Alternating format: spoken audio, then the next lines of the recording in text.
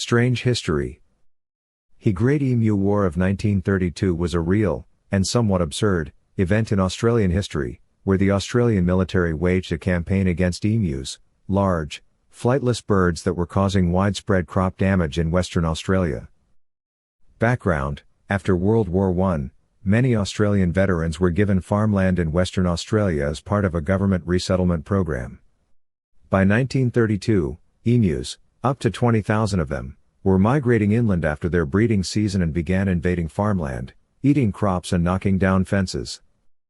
The war, in response to farmer complaints, the government sent soldiers with 2 Lewis machine guns and about 10,000 rounds of ammunition to take care of the emus.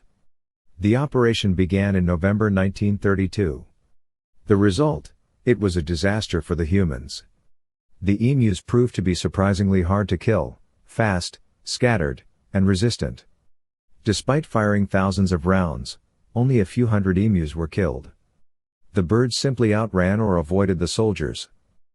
Aftermath: the operation was deemed a failure and withdrawn after a few weeks. The media mocked the whole thing, and the emus came out as the unofficial victors. Farmers eventually had to rely on fencing and other control methods. The Great Emu War is now often cited humorously as an example of bureaucratic overreach and military ineffectiveness, and it remains a quirky chapter in Australian history.